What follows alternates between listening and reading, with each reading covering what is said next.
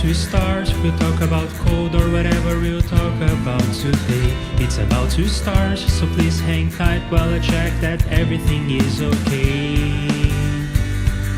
Sound check, camera check, lights check. How's my hair? Oh, wait, I don't have any hair. Maybe put some pants on and I am good to go. So get ready wherever you are, 'cause this stream is about to start. Get ready wherever you are, 'cause this stream is about to start.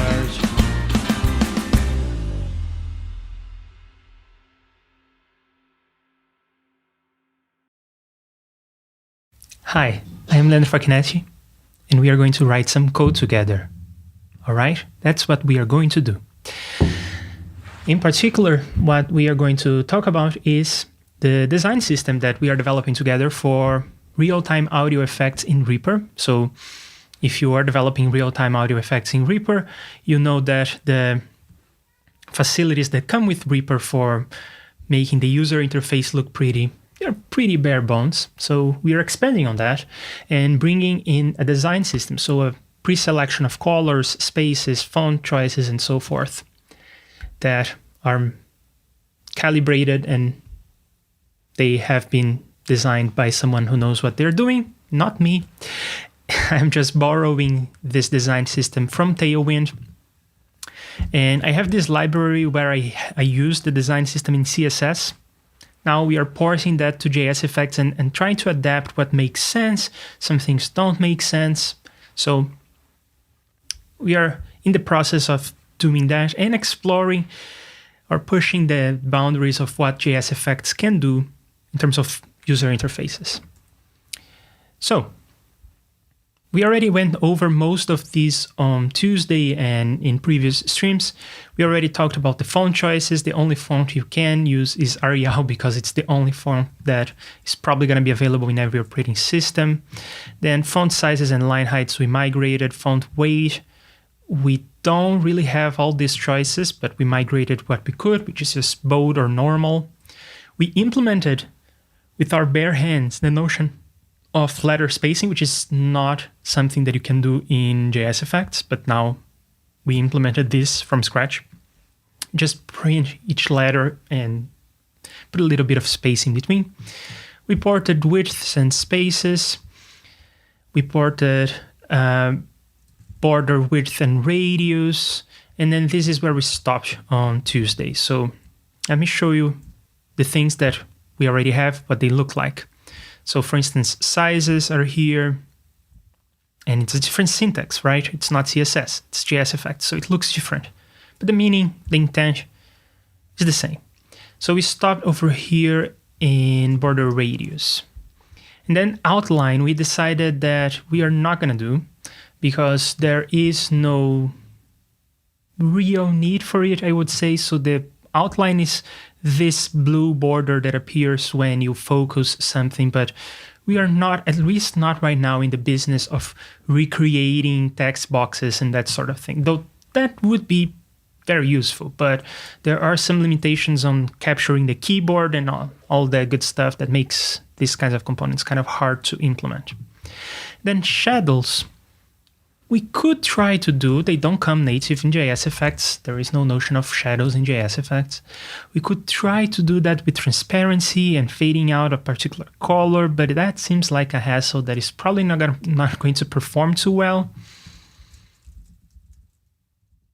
And to be honest, if you're doing box shadows, you probably want to do it with an image, which you can definitely load an image in JSFX. And also, it turns out that I don't like to design with shadows all that much. So there you have it. Then there is stroke width, which is something that has to do with drawing. So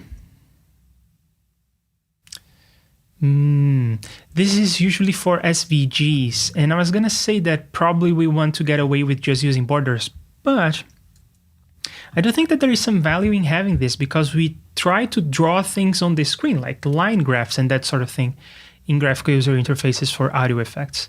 So I think that it actually makes sense to have this. So let's migrate it as well. This is going to be super simple. I'm not sure that I love these options. These are the options that come with Tailwind. And we have to multiply by X retina to make sure that we are supporting retina displays. And I'm not sure that I love this option. Like, why would you want to draw with 0? And I guess just 1 and 2 pixels is not enough. We may need to expand on this, because in Tailwind, you're talking about mostly CSS for HTML, sometimes CSS for SVGs, but mostly for HTML. And in that case, I think it makes more sense to have border radius, or sorry, not radius, border width, for instance. But how about we add, because this is GFX, we add 4 and 8 as options. And yeah, I think that will come in handy as I can already imagine having to use that for some things.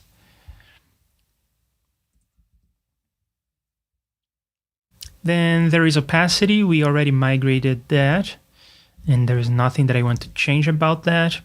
Ordering has to do with something that we don't have access to in GFX. So in CSS, you can have multiple elements, and they stack if you draw them on top of one another, and then you have control with CSS of reordering the Z index of those things. Oh no, that's the Z index. So this is not even that. That's for flex items. We don't have a notion of flex box. Doesn't really make sense in GFX. It's a CSS thing. Same thing with Z index. It's the order of the drawing that matters, and there is no way for you to reorder elements. And then we get to rotation, scaling, skewing, brightness, contrast, saturation, blurring, sepia, shadows again, and transition. So the rotation, scaling, skew, brightness, they are all transformations. This rotation and scaling are literally with the transform CSS property that you use. And then brightness and contrast is with filters, with CSS filters. So that's what I really want to explore today. The notion of rotating and scaling stuff and skewing and brightness. So things that you would do with transform or filter in CSS. But let's start with opacity, actually, because I think there is something kind of interesting for us to explore here. It's a different concept about drawing in GFX that we haven't talked about in the stream so far. So let me show you the problem first. And I kind of touched on this yesterday at the end of this stream, but if you were not there, so let's get from the old version of the library that we are migrating, this auxiliary function to draw rectangles with rounded corners that are filled in. And Bo is here. Hello, Bo. How's it going? How are you feeling today?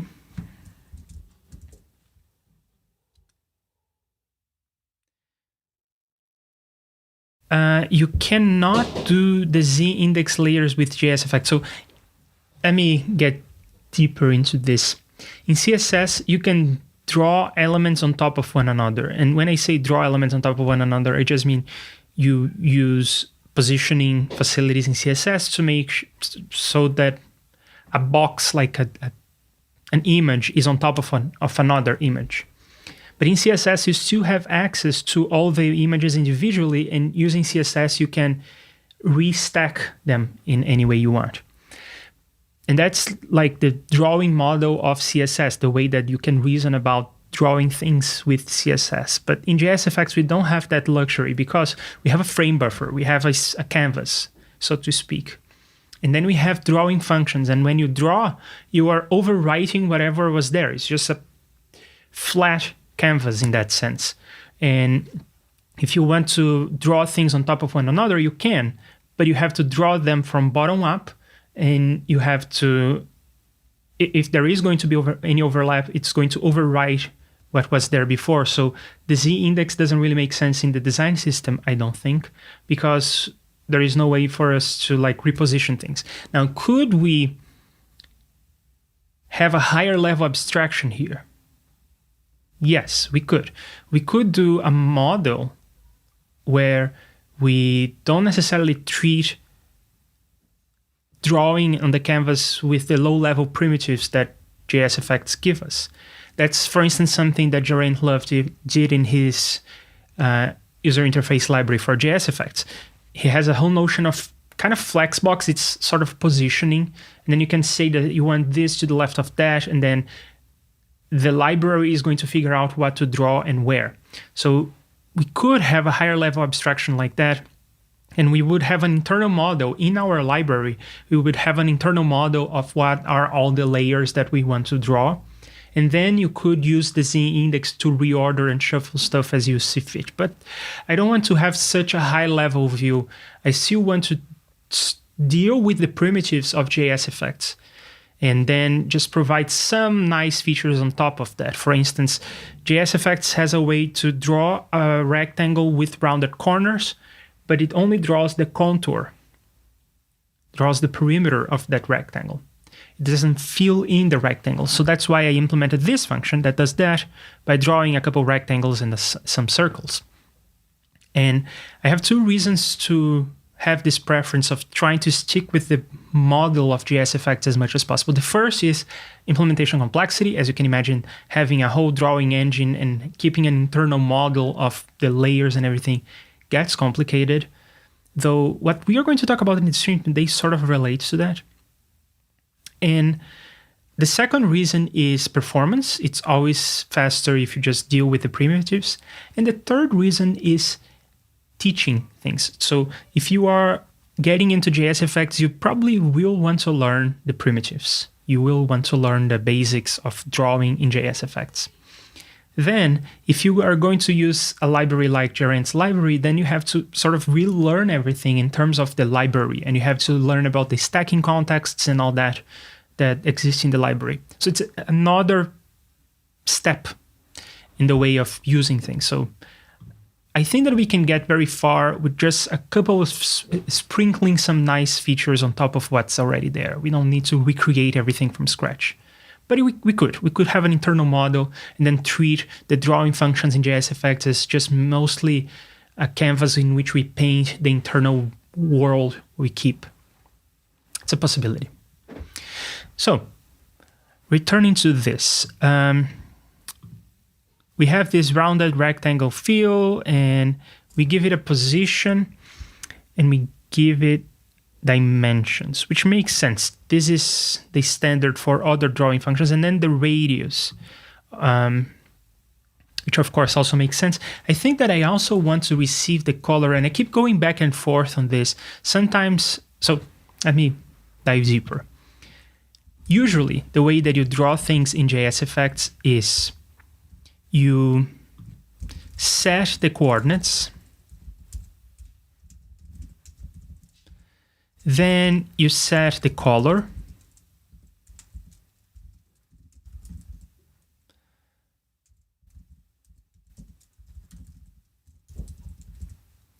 and then you do what you want to do. So something like that. And then you give it some coordinates, or maybe you don't even give it coordinates, right?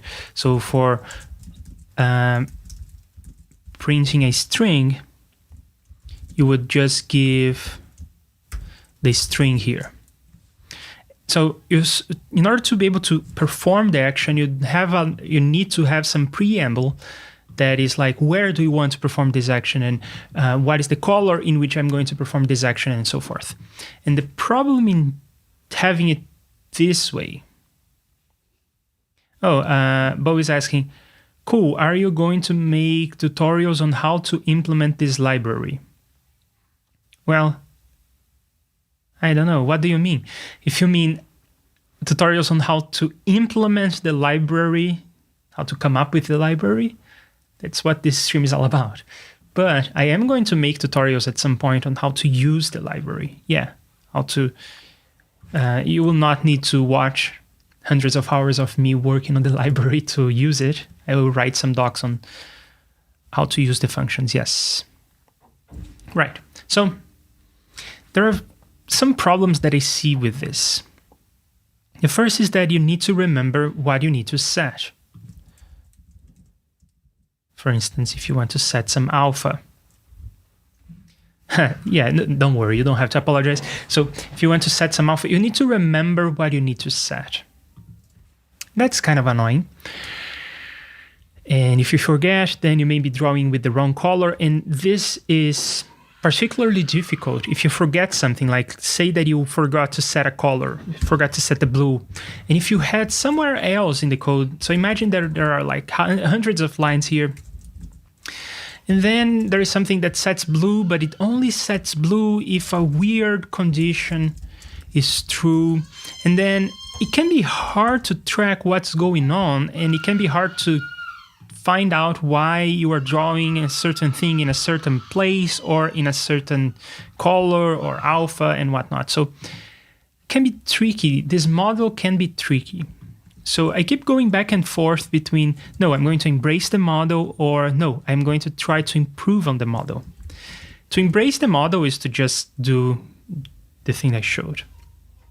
And to try to fix the model is to receive colors as arguments for the components. So for instance, when I am printing, I don't use the primitive that comes with GFX to print, which is this draw string situation. No, I implemented this function that wraps that and sets the font, sets the color, sets the position and whatnot. And this way, there is no way for you to call this function and forget to pass one of these things. And there is another upside of this other strategy, which is to receive colors as arguments. It's that when we get around to fancier components, right now we don't have an example of this, but we will at some point get around to fancier components where you have a background color and a foreground color, or maybe you have a color for a heading and a color for a subheading, that sort of thing. Then in that case, there is literally no way for you to set two colors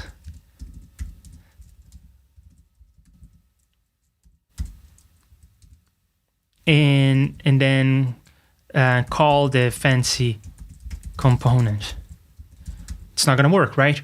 You cannot pass two colors using this strategy. So I thought about maybe breaking it down. So I would say fancy component part 1, fancy component part 2, and then you could set the colors, but then it gets really weird. And with this notion of passing colors as arguments, we can receive as many colors as we need. One for the background, one for the foreground, and so forth. Oh, you're saying a tutorial on how to make a graphical user interface in GFX. Yeah, absolutely. When we get to that, when we have enough infrastructure and when I have developed some effects and put all of this to test, yeah, sure, we can have that. We can have tutorials on how to use the library and how to make a GUI in JSFX. Right. So I keep going back and forth. Either I embrace the model, there are pros and cons. I think that I am going to receive a color here as an argument. And then it is not going to be anything fancy. I'm just going to use this to set the color. But it's embracing the model that, yeah, colors are values and you pass them like this. And if you do want to use the same color for several things, you will have to repeat yourself. But it's better to repeat yourself than to accidentally forget something and draw something in a weird color without realizing. So the body of this implementation is not something that we have to worry about. It just works, I think. So right now we have this for testing. It's printing the results of some stuff. Let's just use this. So what's my X position? Well, I want to put it at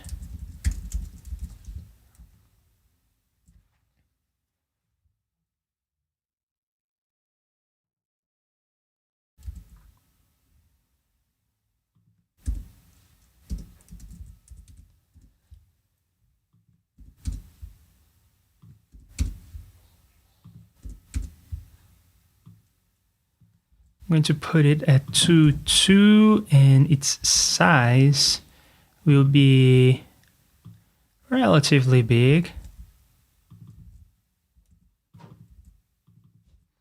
The radius, large, maybe even extra large. And the color, let's make it a bright red.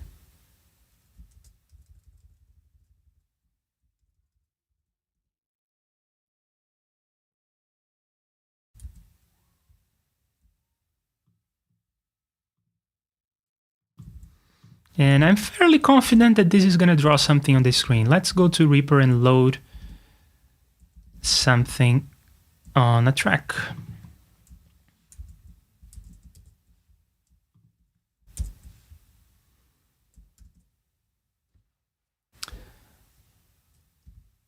Not just something, let's load our tests on a track. And there you go. It's a rectangle with rounded corners. Great. Now, I guess one exception to my rule here of things having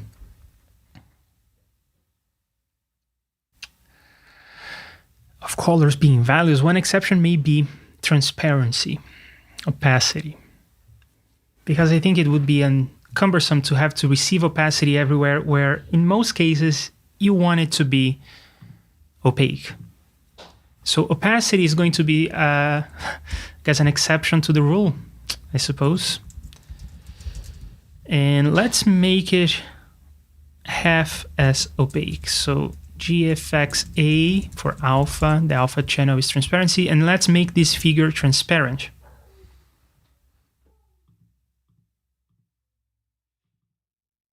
And just as I expected, I was expecting this to go wrong. You can sort of see the rectangles and circles that make up this figure, because there are no filled-in rounded rectangles in GFX. So I compose that with 2 rectangles. You can see them here. And then 4 circles, and you can see them here as well. So if you needed a filled-in rectangle with rounded corners, which is transparent, that's no good. That doesn't work.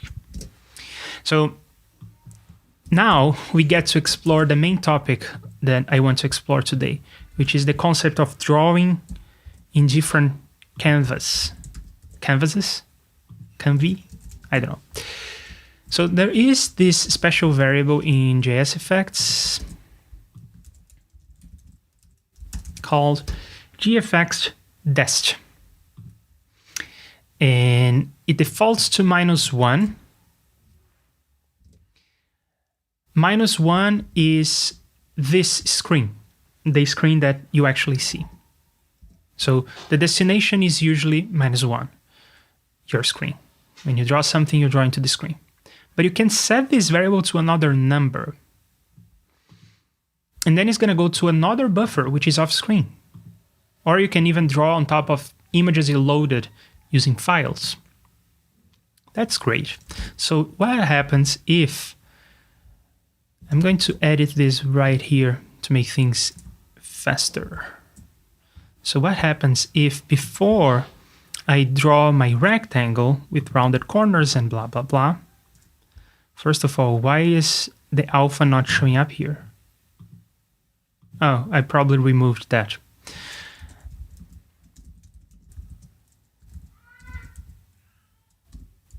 Oh, come on. What did I do?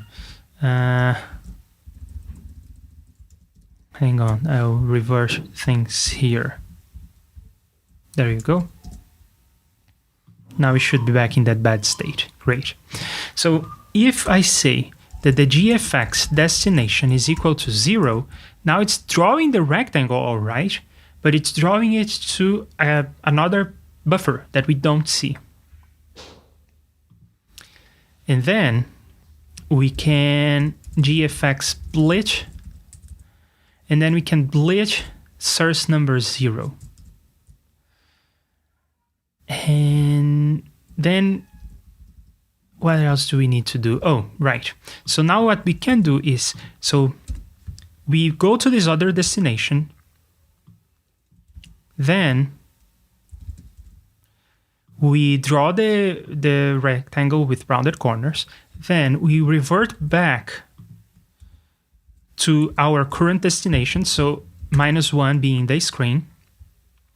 Then we set the opacity at 50%. So when we are drawing the rectangle, we are not setting the opacity. The rectangle is opaque. But when composing this, so this splish is going to take this destination 0 and blish, or in other words, just draw it on top of the current destination, which is the frame buffer that we see. But before we draw that, we set an opacity of 50%. So when I save, check this out. Nothing happened. And that's why, oh boy, and that's why I'm still learning. I still don't know what's going on, you all. Yeah, so it's not the alpha that is the issue. It's just that it's not splitting anything. Yikes. Well, if I draw another rounded rectangle over here, okay, so I am able to go somewhere, go to another destination and come back. That works. And I'm able to set the alpha for this drawing and not that one. That works too. Great. So let's continue exploring this. Maybe I need to set the coordinates. So let's see. Source is, I think that this number is this destination number here. I think it is. We'll see. Scale, I think we are going to use scale of 1. And rotation, well, 0, I don't want to rotate. But now you can start to see why scaling and rotation and all that good stuff was related to this topic. And then the source is the frame buffer where I drew this. So the source X and Y coordinates are these. And then the source width and height, I am going to say that it's just a big number. And I feel like I am one off. Let's see. Source is GFX test 0. Scale is 1 because I want to preserve the scaling. Rotation is 0 because I don't want to rotate. The source X and Y, width and height. And then the destination X and Y and width and height. And the rotation offset is when you're rotating an image, you can rotate it with respect to the center or with respect to one of the sides, and this is what that is. Okay, so still no dice. Okay, let's see. If 3 parameters are specified, copies the entirety of the source bitmap using the current opacity and copy mode. Oh, so maybe we need to set the mode for that to work.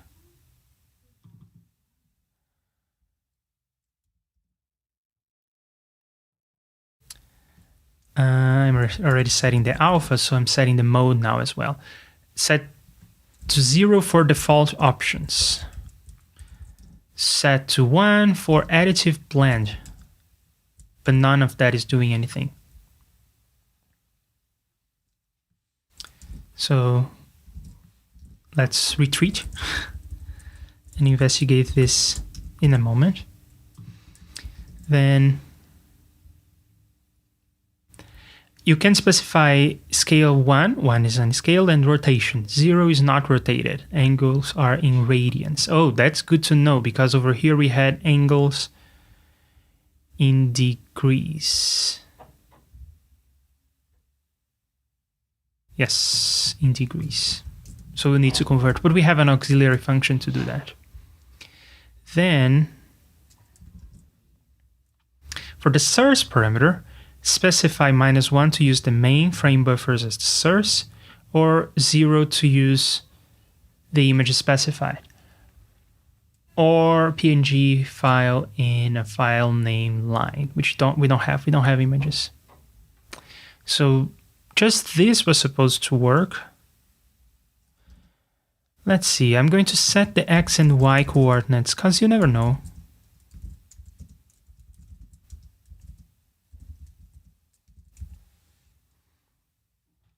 And I'm gonna try to use the 3-parameter version of blit. Is that how you say that, blit? Source, scale, and rotation. Source, scale, and rotation. So just that was supposed to work. But I don't see anything. Just in case, I'm going to remove this effect from the track and edit again, because you never know. Yeah, but no.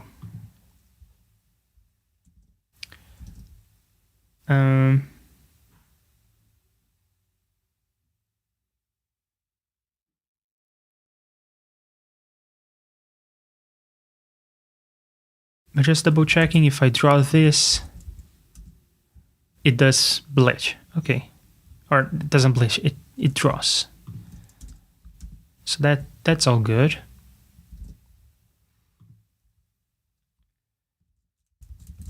Let's go back to the destination to see if I'm missing something. Nope. Now back to bleach.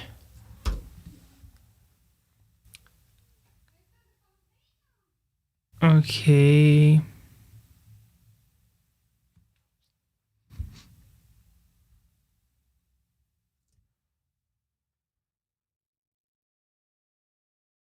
Okay, so far so good.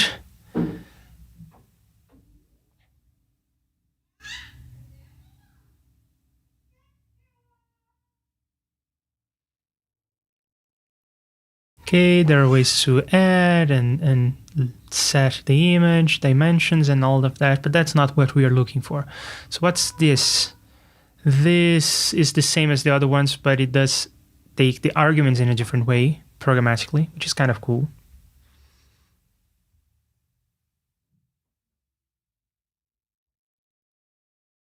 And this transformation blit, or these kinds of deltas and mole add and that sort of thing, is what we will use to do brightness and contrast.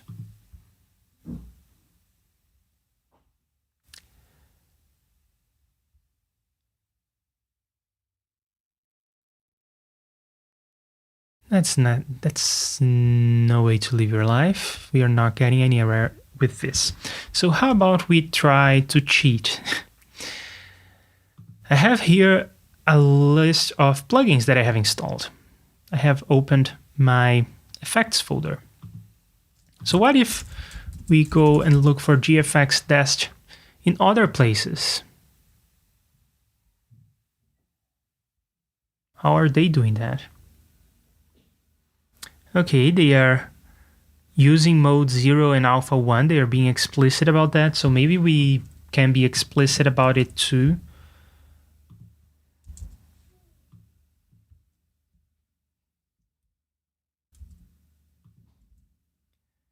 And my alpha.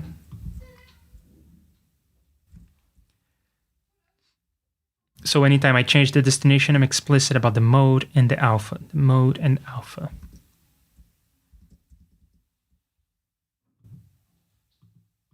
Okay, still nothing. But we are going to figure this out. And this, by the way, is Gerent's UI library. And does it do any kind of bleeding? Yes.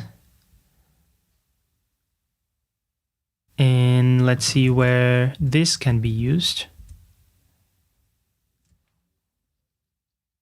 Wait a second, you can define functions with different numbers of arguments?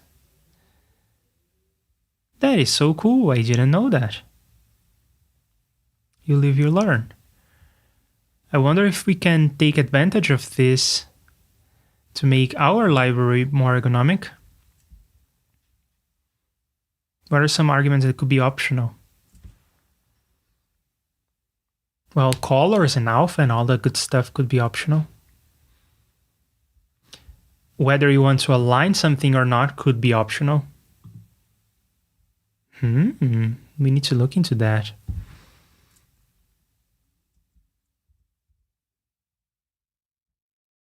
But really, where is this used? Not in this file. Okay. How big is the library? 3,000 lines. Okay, it's not too much. Let's try to see the next place where this is used. Seems to be just a number. There are lots of occurrences in the library, in Geraint's library, because he has copies of the library for every effect, which I think is something that we may need to do as well with our library. Okay, so someone else is using that.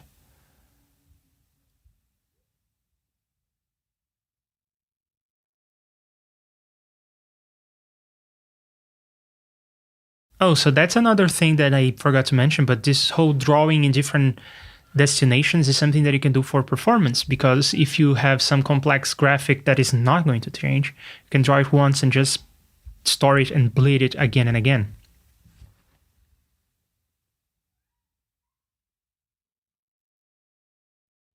Okay, and this is bigger, I suppose. No, 2,000 lines. Okay. And in this one, there is no import. So the whole, and this is actually this band splitter is kind of a complex user interface, and it's all done in one file. Amazing. It's amazing work. So what is he doing to bleed? Nothing fancy. Are we missing something? Could we be missing the explicit coordinates for drawing the rectangle? But we do have that inside this function. And still no luck. What if instead of using our library function, we just draw a rectangle using the primitives?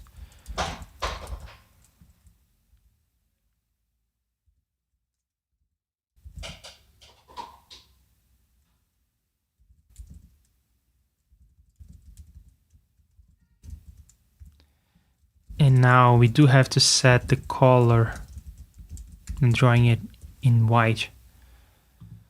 So nope, that's not that. Set the destination, set the mode, set the alpha, set the coordinates for drawing, set the color, draw a rectangle, move back, set the coordinates, set the mode, set the alpha. We don't really need to set the color because we're bleaching, so I don't know, that was supposed to be working. Let's continue the investigation.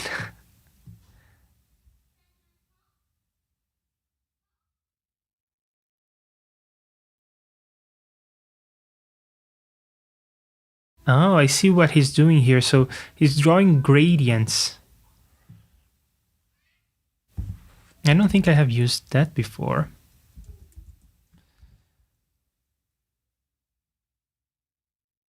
Oh, so it goes from this color.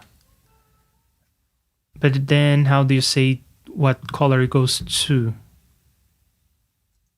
Oh, I guess it's just a gradient of the alpha. So we could try to use that for shadows.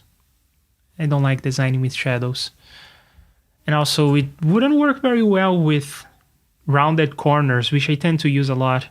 You couldn't do drop shadows with rounded corners because this is expecting to draw a rectangle. And I don't think there will be a grad circle. Yeah, that could get out of hand.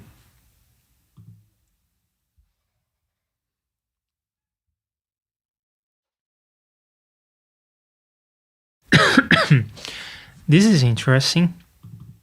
Setting the image dimensions. We didn't do that.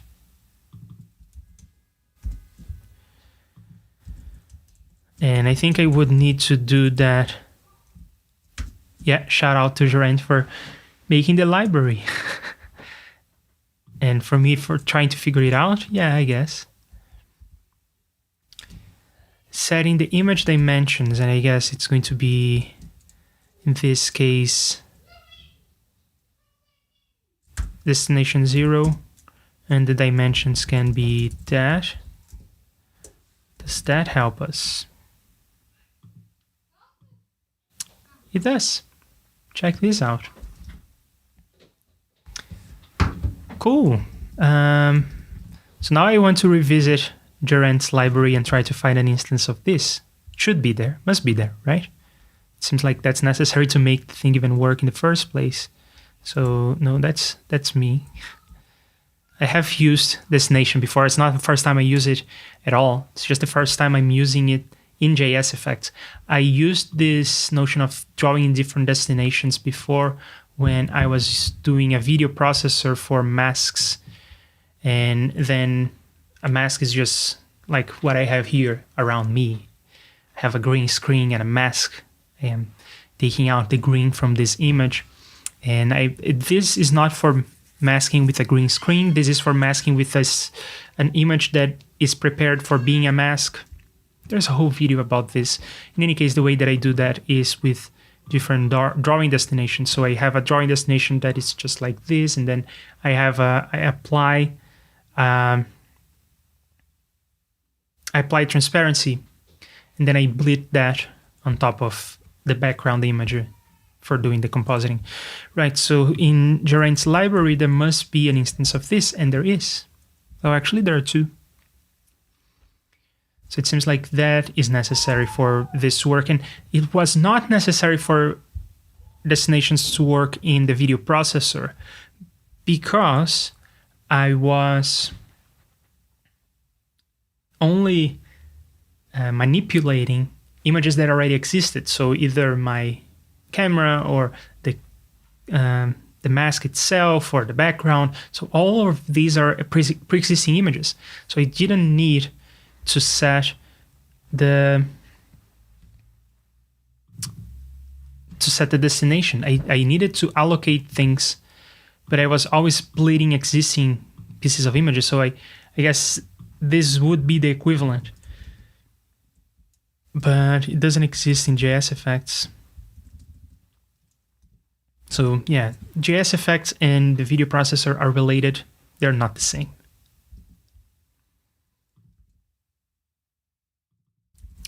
And all right, I think we did this. This was fun. Nice investigation. I'm glad that this turned out okay. So who else is using this? I know that Gerent and Psyche are doing crazy user interfaces, but who else is using this? If you are using GFX, you are doing something fancy probably. It's Psyche and Toucan. Kind of expected Toucan to be doing that as well. And this is using Gerent's library. It seems. Yeah, this is just like the code that we saw before.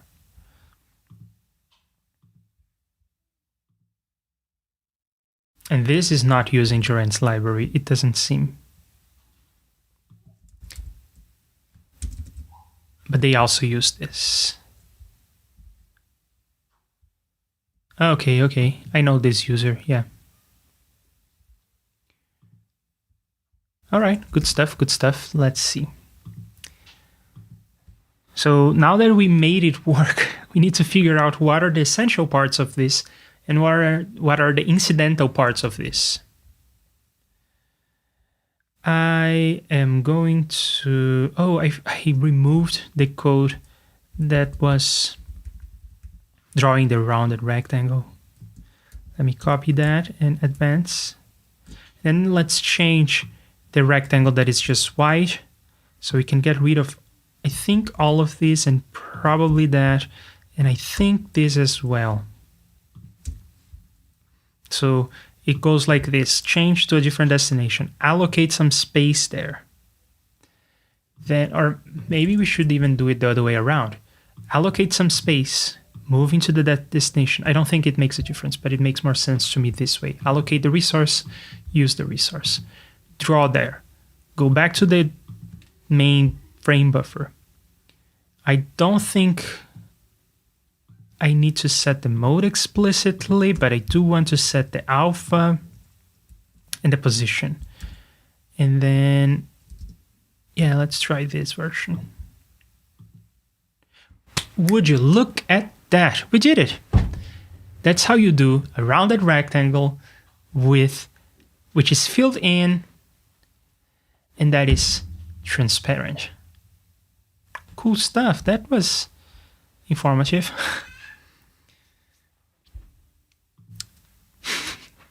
Kind of pointless too. I don't think I'm going to use transparent rectangles with rounded corners, but it does mean that it makes sense to have rotation and scaling and whatnot. So let's explore this other version where I'm using rotation and scaling and all of that.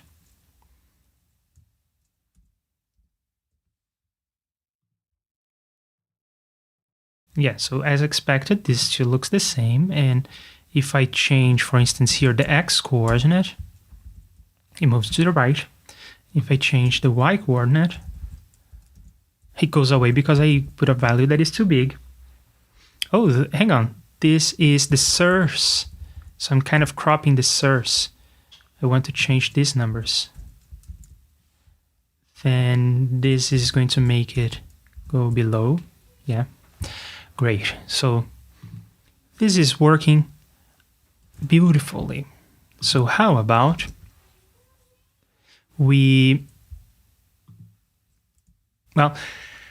all of this justifies migrating things like rotation and scaling, because I don't even remember, it's scaling and rotation.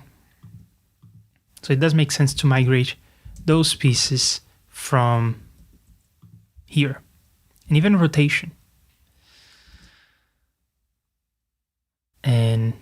And then for brightness and contrast, we are going to explore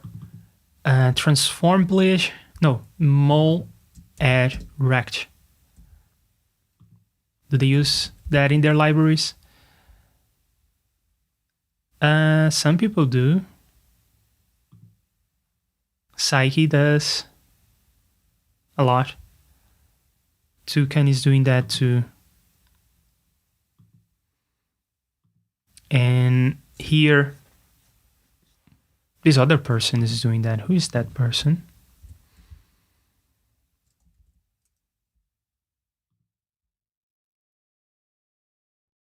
I don't know this person. Cool.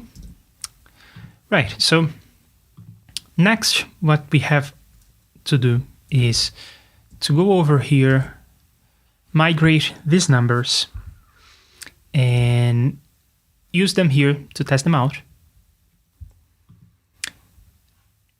And in terms of the code that I added, it's mostly, there isn't a lot of code that I added. Yep, it was just this that I was missing. Kind of tedious, and it is what it is. Right, so we are going to wrap up now.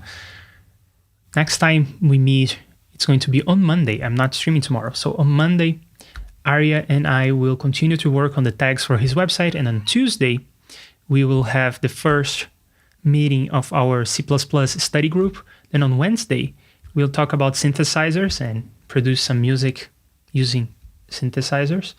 And then on Thursday, so I guess 1 week from now, we are going to return to this. And then while doing that, we will explore this mole add situation here and move on from there. So I see you back here on Monday for more of this. And let's see. Just a ghost who loves what you're doing. Oh, thanks for being here. It's great to have you here, and I'm looking forward to meeting you again on Monday. But not this guy. This guy just reported. But yeah. So Ghost and Bo and everyone else who was here, thanks for being here. And I see you on Monday. Have a great rest of your week and weekend. Bye.